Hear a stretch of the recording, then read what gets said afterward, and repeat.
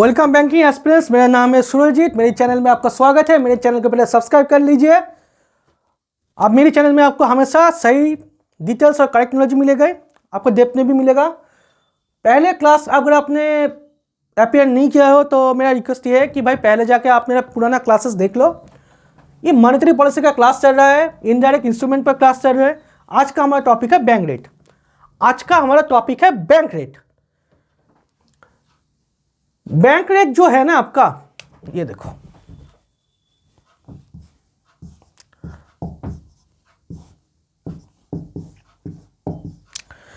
Bank जब reserve bank के पास पैसा लेता है, बैंक जब रिजर्व बैंक के पास से पैसा लेते हैं, अगर 90 दिन से ज्यादा के लिए बैंकों ने रिजर्व बैंक के पास से लोन्स लिया, अगर बैंकों ने रिजर्व बैंक के पास से 90 दिन से ऊपर के लिए लोन लिया तो उस चीज को कहते हैं आपका बैंक रेट। उसी चीज को अगर आपका कहते हैं बैंक रेट, 90 दिन से ऊपर मिनिमम होगा ही होगा।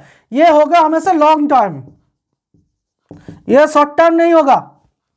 ये रेपो रेट की तरह शॉर्ट टर्म नहीं होगा, ये लॉन्ग टर्म होगा।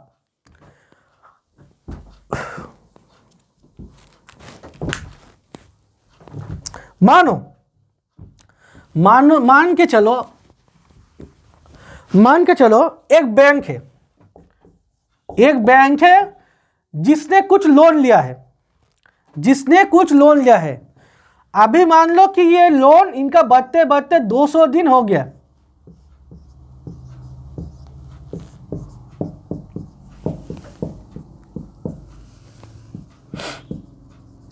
मान लो एक बैंक ने पहले 90 दिन के लिए लोन लिया था आपका रेपो रेट में।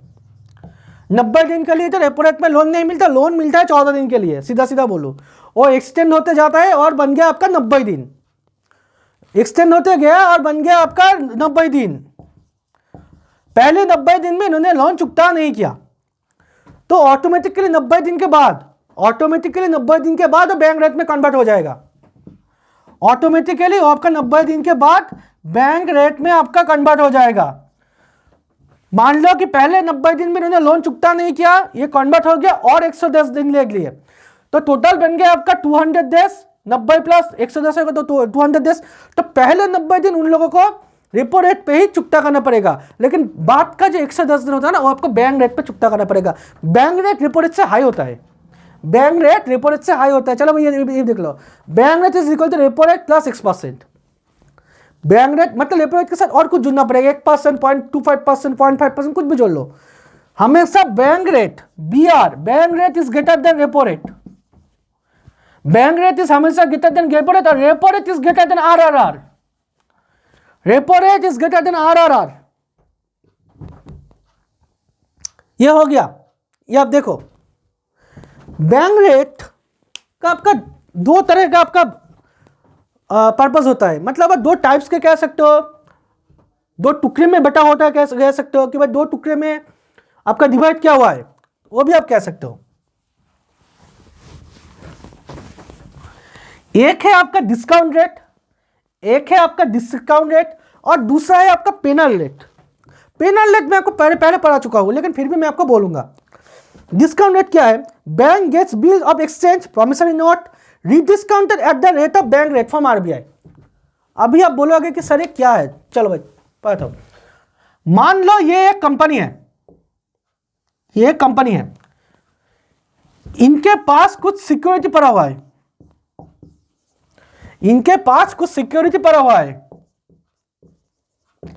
सिक्योरिटी का वैल्यू है 10 करोड़। सिक्योरिटी का भरा है 10 करोड़। अभी इस कंपनी को पैसे की जरूरत है, अचानक से पैसे की जरूरत पड़ गई। कंपनी बैंक के पास आया और बोला कि सर हमारे पास एक 10 करोड़ का सिक्योरिटी है, आप प्लीज हमें लोन दे दो। बैंक देखा कि भाई इसको अभी पैसे की जरूरत है, यही मौका है कि भाई हम लोग बहुत ज्यादा प्रॉफिट्स कमा ले। बैंक ने क्या बोला कि भाई ठीक है, आप हमें सिक्योरिटी दे दो, हम आपको 8 करोड़ का लोन देंगे। कंपनी ने देखा भाई अभी के लिए तो मुझे पैसा चाहिए। कंपनी ने क्या किया, इस सिक्योरिटी को बैंक को दे दिया और इनके पास से ये आपका लोन की तौर पर 8 करोड़ ले लिया। लोन के तौर पर 8 करोड़ ले लिया, तो ये हो गया आपका 2 करोड़ का एक डिस्काउंट, ये हो गया आपका 2 करोड़ का एक डिस्काउंट। अब बैंक क्या करेगा, देखेगा कि भाई ये कंपनी तो डूब भी सकता है, सिक्योरिटी पड़ा हुआ है, कंपनी डूब सकता, फिर भी क्यों रिस्क ले, फिर भी क्यों रिस्क ले। चलो भाई रिजर्व बैंक के पास जाते हैं, चलो भाई रिजर्व बैंक के पास जाते हैं। रिजर्व बैंक के पास गया, बोला कि सर, बैंक बोला कि सर हमारे पास एक 10 करोड़ का सिक्योरिटी पड़ा हुआ है, हमें पैसा चाहिए, आप बोलो कि आप कितना दोगे। बैंक चला गया रिजर्व बैंक के पास, रिजर्व बैंक को बोला कि सर हमारे पास एक सिक्योरिटी है, 10 करोड़ का सिक्योरिटी है, आप कितना पैसा दोगे। रिजर्व बैंक ने बोला कि भाई हम तो 9 करोड़ देंगे। रिजर्व बैंक ने बोला कि भाई हम तो 9 करोड़ देंगे। रिजर्व बैंक ने इनको पैसा दे दिया, रिजर्व बैंक ने इनको पैसा दे दिया, रिजर्व बैंक ने इनके पास से सिक्योरिटी ले लिया, रिजर्व बैंक ने इनके पास से सिक्योरिटी ले दिया। तो मतलब 10 करोड़ का जो प्रॉपर्टी है वो वापस एक 1 करोड़ का डिस्काउंट बन गया।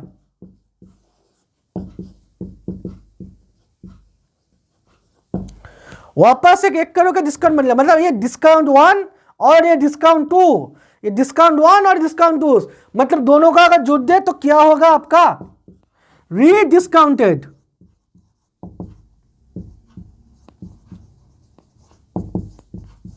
दोनों का अगर जोड़ दिया तो क्या होगा, रीडिस्काउंटेड। रीडिस्काउंट इसीलिए कह रहे हो, ये देखो discounted, bank gets bill of exchange, promissory note, bill of exchange मैं आपको बाद में पढ़ाऊंगा, प्रॉमिसरी नोट मैं आपको बाद में पढ़ाऊंगा। Rediscounted at the rate of bank rate from RBI, यही मैंने बनाया था, यहां पर मैंने आपको पढ़ा दिया।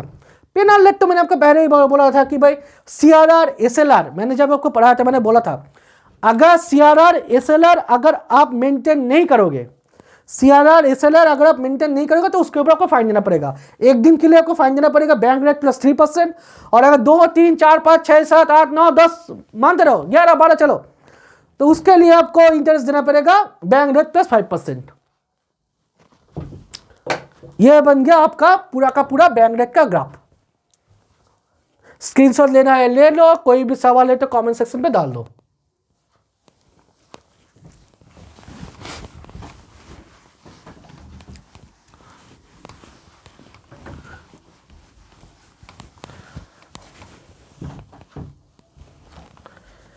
नेक्स्ट जो हमारा टॉपिक है,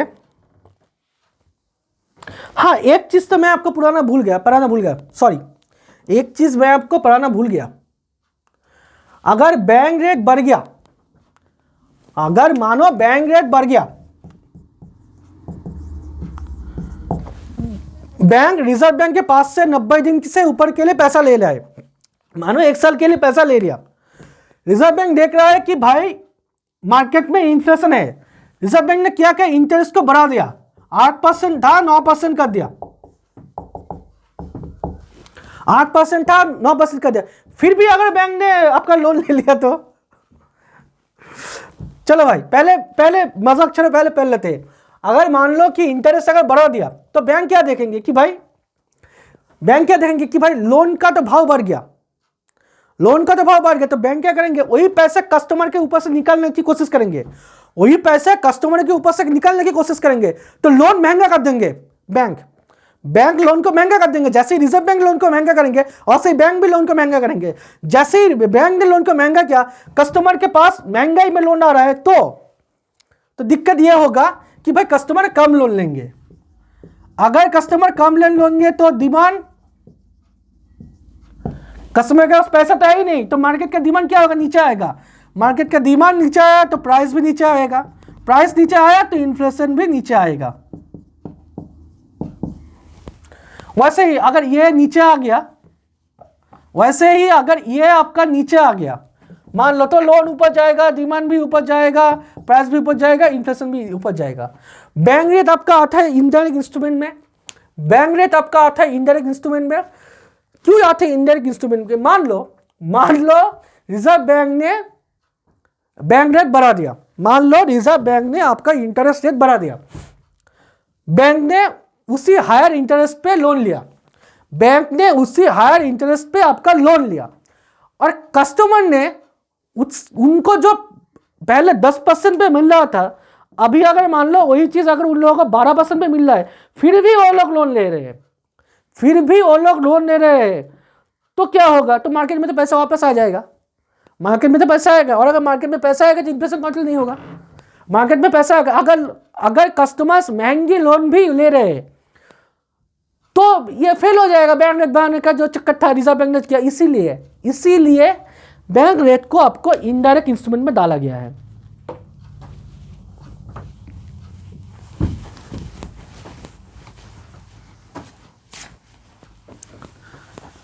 आगे का हमारा टॉपिक है open market operation.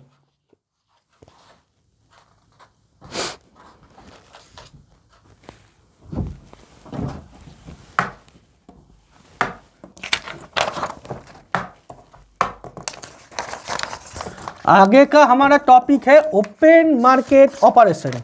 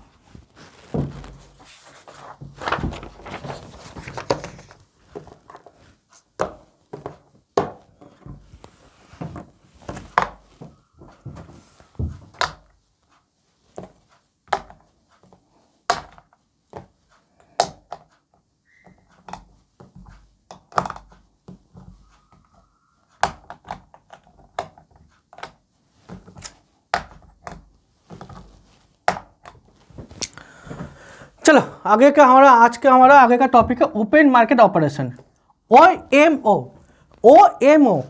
Reserve bank of India ने देखा कि भाई ये जो बैंक रेट है, ये जो रेपो रेट है, ये जो RRR है, ये जो MSF है, ये जो मार्जिनल स्टैंडिंग फैसिलिटी है, ये जो रेपो रेट है, ये जो रिवर्स रेपो रेट है, ये जो बैंक रेट है, इसको अगर हम बढ़ाएंगे, इसको अगर हम महंगा करेंगे तो कॉन्फर्म तो ये नहीं है कि भाई आपका इन्फ्लेशन नीचे आएगा ही आएगा। गारंटी क्या है कि भाई इन्फ्लेशन नीचे आएगा? कोई गारंटी नहीं है, इसीलिए तो इन तीनों को इनडायरेक्ट इंस्ट्रूमेंट में डाला गया है। बैंक रेट, रेपो रेट और MSF को तो इसीलिए आपका इनडायरेक्ट इंस्ट्रूमेंट में डाला गया है, इनडायरेक्ट इंस्ट्रूमेंट में लाया गया है क्योंकि ये कोई गारंटी नहीं है। तो रिजर्व बैंक ऑफ इंडिया ने देखा कि भाई कोई नया इंस्ट्रूमेंट चाहिए, कोई धमाका कर दे ऐसा कोई इंस्ट्रूमेंट चाहिए, कोई न्यूक्लियर बॉम्ब जैसा कोई इंस्ट्रूमेंट चाहिए, कोई हाइड्रोजन बॉम्ब जैसा कोई अब आपका कोई इंस्ट्रूमेंट चाहिए, कोई वेपन चाहिए जिससे कि इन्फ्लेशन नीचे आएगा ही आएगा। किसी का बाप की दम नहीं हो कि भाई इन्फ्लेशन को रख के दिखाए, किसी के बाप का भी दम नहीं हो कि भाई इन्फ्लेशन नहीं होगा, इन्फ्लेशन नीचे नहीं आएगा। तो रिजर्व बैंक ऑफ इंडिया ने ये OMO का इंट्रोड्यूस किया, रिजर्व बैंक ऑफ इंडिया ने ये OMO का इंट्रोड्यूस किया, open market operation controlled by RBI, first conducted in 2019। OMO is the biggest instrument to destroy inflation or deflation, to destroy inflation or deflation। मान लो, चलो पढ़ा दो, मान लो 5 बैंक है,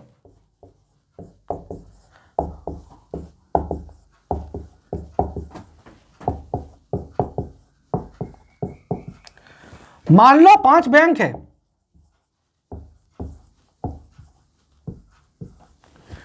सभी बैंक ने डिसाइड किया कि भाई ये मार्केट है, एम मतलब मार्केट है, कि भाई हम यहां पर लोन्स डालेंगे, कि भाई हम लोग यहां पर 100 करोड़ का लोन डालेंगे। रिजर्व बैंक ऑफ इंडिया देखा कि भाई अगर ये 500 करोड़ का लोन मार्केट में आया तो मार्केट में इन्फ्लेशन आएगा, तो मार्केट में इन्फ्लेशन बहुत ज्यादा आएगा। अगर ये 500 करोड़ का लोन मार्केट में आ गया तो बहुत ज्यादा आपका इन्फ्लेशन आएगा। तो रिजर्व बैंक ऑफ इंडिया ने तैयार किया कि भाई कोई दिक्कत नहीं, हम एक नया इंस्ट्रूमेंट बनाएंगे, नाम देंगे OMO, open market operation. Open market मतलब सीधा सीधा ओपन मार्केट पे ही ये ऑपरेट करेगा, ये मार्केट है, ओपन मार्केट पे ऑपरेट करेगी, इसलिए इसका नाम दे दिया गया ओपन मार्केट ऑपरेशन।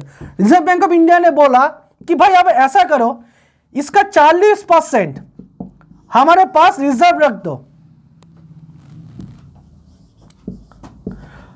हमारे पास आरबीआई के पास रख दो, इसके बदले में आप कुछ कोलेटरल रख लो, इसके बदले में आप कुछ कोलेटरल रख लो, कोई गवर्नमेंट सिक्योरिटी ले लो, कुछ भी ले लो, ट्रेजरी बिल्स ले लो। तो पहले आपका आ रहा था 500 करोड़, अभी सिर्फ आ रहा है 300 करोड़। पहले आ रहा था आपका 500 करोड़, अभी सिर्फ आ रहा है 300 करोड़। मार्केट में ऑटोमेटिकली इन्फ्लेशन नीचे आएगा, पैसा ही नहीं तो है, पैसा होगा तो इन्फ्लेशन होगा ना, पैसा ही तो नहीं है, अगर पैसा ही नहीं होगा तो इन्फ्लेशन कहां से होगा। लेकिन अभी आप बोलोगे कि सर ये इंटरेस्ट क्यों दिखाएंगे, अभी आप लोगों के दिमाग में ये सवाल आएंगे कि भाई इंटरेस्ट क्यों दिखाएंगे, ट्रेजरी बिल्स के जरिए इंटरेस्ट दिखाएंगे। ट्रेजरी बिल्स से मैं आपको पढ़ाऊंगा कि लोग ट्रेजरी बिल्स में बैंक्स इतना इंटरेस्ट क्यों लेते हैं, वो मैं आपको ट्रेजरी बिल्स की क्लास में पढ़ाऊंगा। उसके लिए आपको मेरा ट्रेजरी बिल्स का वीडियो वॉच करना पड़ेगा, जिसके लिए रखेंगे, जरूर रखेंगे, खुशी से रखेंगे, आप इतना जान लो।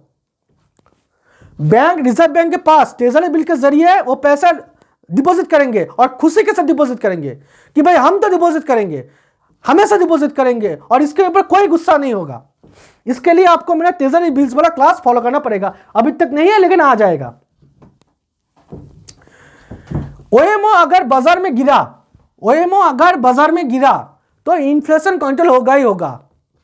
किसी की बात में दम नहीं कि भाई इन्फ्लेशन करा कर दिखाए, इन्फ्लेशन कंट्रोल होगा ही होगा।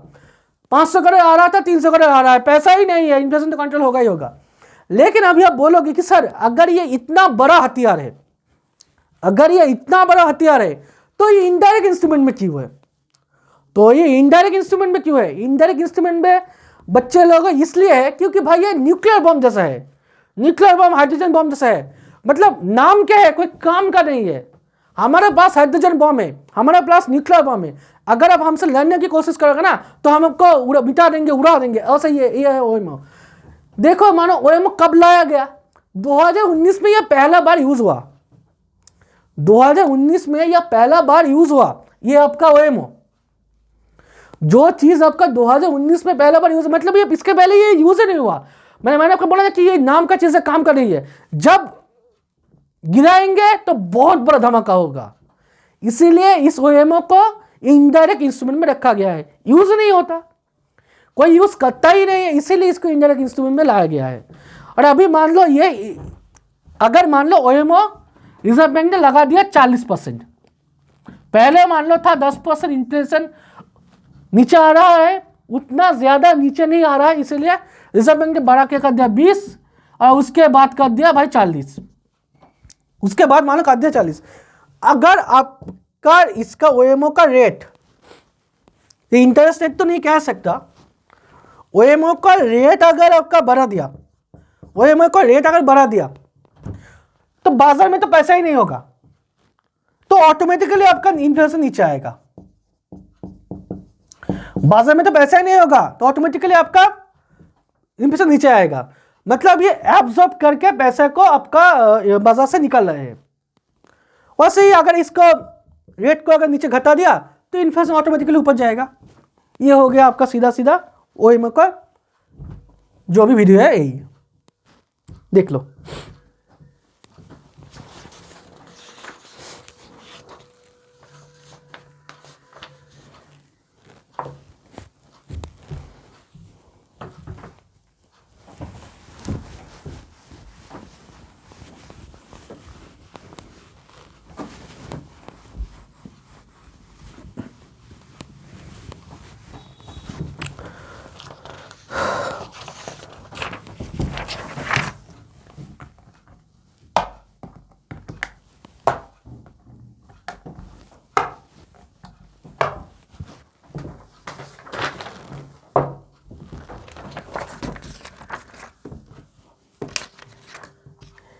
एक चीज ये है आपका मार्केट स्टेबलाइजेशन स्कीम, या फिर इसको हम MSS भी कहते हैं, इसको हम MSS भी कहते हैं। ये आता है आपका इनडायरेक्ट इंस्ट्रूमेंट में, मार्केट स्टेबलाइजेशन स्कीम इंट्रोड्यूस हुआ 2004 में, control by RBI.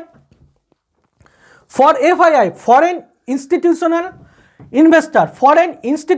Investor, FII given T bills for a minimum 91 days as government security. चलो मैं आपको पढ़ा रहा हूँ कि एमएसएस चक्कर का क्या है। एमएसएस का चक्कर क्या है? एक ऐसा वक्त था 2010 साल से पहले, 2010 साल से पहले ऐसा एक वक्त था जब आपके पूरी वर्ल्ड में उसका जो ग्रोथ चल रहा था ना, नीचे चल रहा था, मतलब प्रॉपर ग्रोथ नहीं हो रहा था।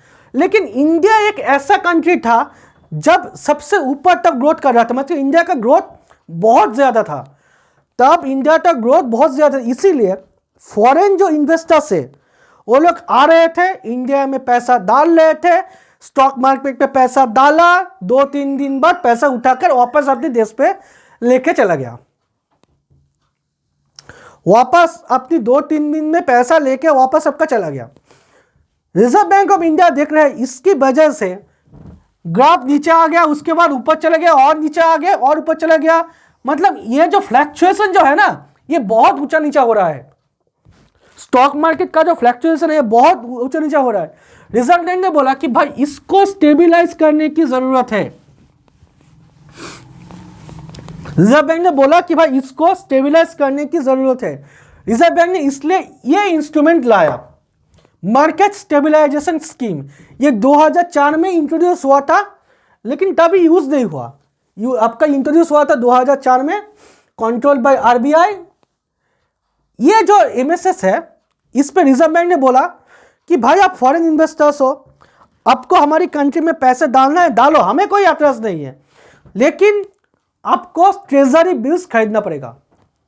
आप पैसे यूं ही नहीं डाल सकते कि भाई आप 100 करोड़ लेके आए, आप 100 करोड़ लेके आए और आपने 100 करोड़ 2 दिन के लिए इन्वेस्ट किया और वापस लेके चले गया। रिजर्व बैंक ने बोला कि नहीं भाई, 100 करोड़ तो हम आपको नहीं डालने देंगे, आप ऐसा करो 30 करोड़ इसमें से, 30 करोड़ इसमें से ट्रेजरी बिल्स के तहत आप हमारे रिजर्व बैंक के पास सिक्योर रखो। ट्रेजरी बिल्स के तहत रिजर्व बैंक के पास सिक्योर रखो। ट्रेजरी बिल्स मिनिमम होता ही 91 डेज का, मतलब ये लोग अगर बाकी जो 70 रुपए जो है, ये अगर ये 10 दिन में भी उठा कर लेकर जाते, तब भी 30 रुपए हमारी कंट्री में रहेगा मिनिमम 91 डेज के लिए। मिनिमम 91 डेज के लिए 30 रुपए हमारी कंट्री में रहेगा, तो जिसकी वजह से कंट्री में ऑटोमेटिकली स्टेबिलिटी आएगी, कंट्री के पास पैसा भी ज्यादा होगा, मार्केट स्टेबिलाइज भी ज्यादा होगा। इसी चीज को कहते हैं आपका एमएसएस। ये जो 30 रुपए फोर्सफुली फॉरेन इन्वेस्टर्स को रिजर्व बैंक कह रहा है कि भाई टी बिल्स में आपको इन्वेस्ट करना पड़ेगा मिनिमम 91 डेज के लिए। रिजर्व बैंक ऑफ इंडिया देख ले कि भाई 91 डेज के लिए हमारे पास पैसा है, कोई दिक्कत नहीं है, 70 रुपए आप डालो, उसमें से जो भी प्रॉफिट होता है आप लेकर अपने घर जाओ। जो भी फॉरेन इन्वेस्टर्स है वो देख ले कि रिजर्व बैंक है, ट्रेजरी बिल्स पे मिल रहा है, गवर्नमेंट सिक्योरिटी मिल रहा है, क्यों नहीं खरीदे। वो लोग खुशी से ये ट्रेजरी बिल्स खरीद लिए और एक 91 डेज के लिए मिनिमम रख के अपनी पैसा, ये जो 70 रुपए है, ये स्टॉक मार्केट में इन्वेस्ट कर रहे थे। अभी आप बोलोगे कि सर ये ट्रेजरी बिल्स का चक्कर क्या है, सबका इतना इंटरेस्ट क्यों है ट्रेजरी बिल्स के ऊपर। मैं आपको पढ़ा, चलो मान लो ये एक बॉन्ड है, इसमें लिखा है आपका 100 रुपए @7% इंटरेस्ट @1 ईयर, मतलब 1 साल में मेरे पास ये टी बिल्स आपका पड़ा हुआ है। 100 रुपए 7% की ब्याज में 1 साल के लिए मेरे पास पड़ा हुआ है। किसी ने मुझे ये बेचा है, मान लो किसी ने मुझे ये बेचा है, समवन हैज सोल्ड मी, अभी मेरे पास ये, इसकी वजह से इसको मैंने थोड़ा पैसा दिया। मैंने देखा कि भाई अभी मुझे पैसा चाहिए, अभी मैं क्या करूंगा, मैं मान लो राम के पास जाता हूं, ना राम तो नहीं लिखूंगा, चलो भाई मान लो सैम के पास जाता हूं, चलो भाई मैं जाता हूं सैम के पास, मैं चला गया आपका सैम के पास।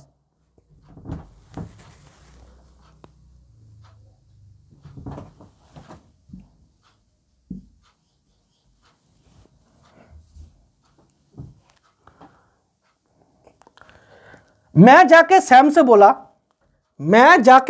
बोला कि सर मेरे पास एक ट्रेजरी बिल्स पड़ा हुआ है, ये ऑलरेडी आपका 3 महीना बीत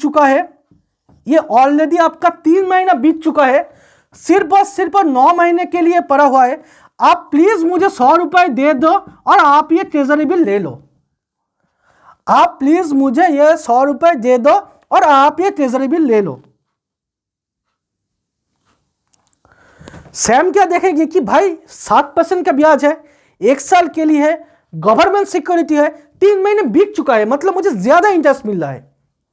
सच्चाई में बोलो तो मुझे ज्यादा इंटरेस्ट मिल रहा है, क्यों ना खरीदे। सैम खुशी खुशी इस चीज को खरीद लेगा और मुझे पैसा दे देगा।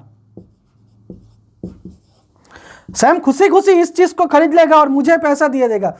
इसीलिए मैं आपको कह रहा था ट्रेजरी बिल्स में सबको इंटरेस्ट होता है, आपको भी इंटरेस्ट होगा, लेकिन आप खरीद नहीं सकते।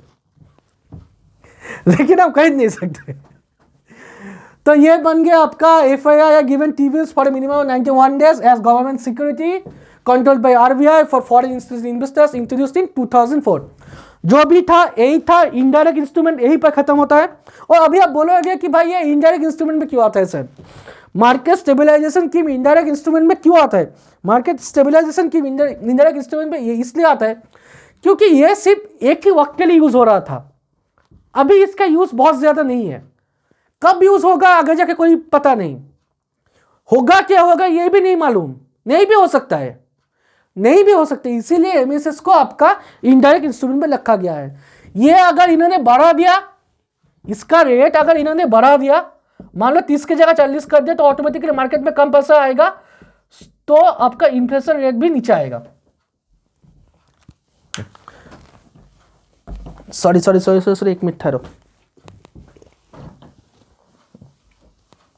सॉरी, अगर इसका मैंने इन्फ्लेशन बोल दिया, गलत बोल दिया। मान लो अगर इसका रेट अगर बढ़ा दिया, तो मार्केट में क्या होगा, पैसा कम आएगा। अगर पैसा कम आएगा और फंक्शन क्यों लिखा भाई, इसको पहले हटा लेते हो, ऊपर लिखने में कोशिश करो। मान लो अगर ये 30 रुपए से अगर इन्हें 40 रुपए कर दिया, मान लो ये 30 रुपए से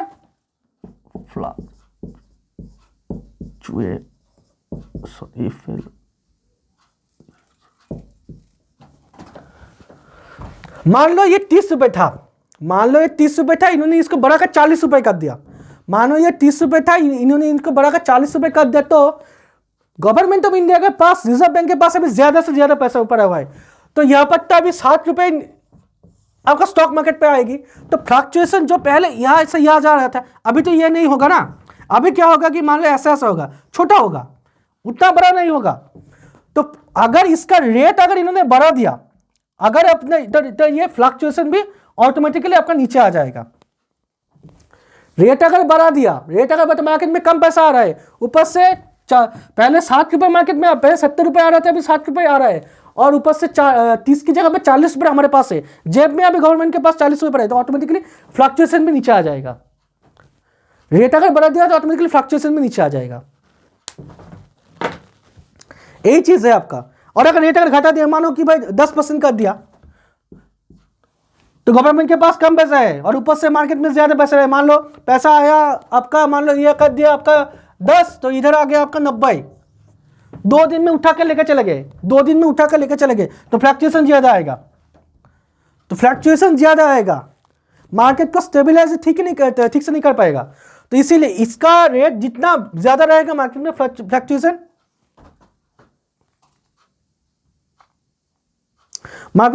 इसका रेट जितना ज्यादा आएगा,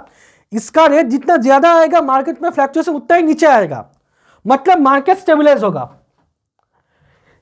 MSS का रेट जितना ज्यादा आएगा, मार्केट में फ्लक्चुएशन उतना ही नीचे आएगा, जितना फ्लक्चुएशन नीचे आएगा उतना ही मार्केट स्टेबलाइज होगा, इसीलिए इसको कहते हैं मार्केट स्टेबलाइजेशन की, मतलब मार्केट को स्टेबलाइज करेगा। नाम ऐसे ही नहीं रख दिया गया, और इसका काम भी मैंने आपको बता दिया। अगर बढ़ा तो क्या होगा, घटा तो क्या होगा। यह आता है आपका इनडायरेक्ट इंस्ट्रूमेंट,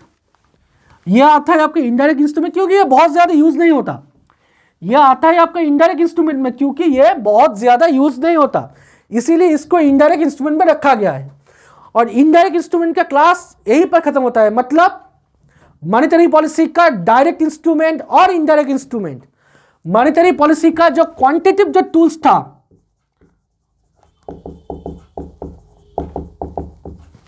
मॉनेटरी पॉलिसी का जो क्वांटिटेटिव जो टूल्स था, उसमें एक था आपका डायरेक्ट और दूसरा था आपका इनडायरेक्ट।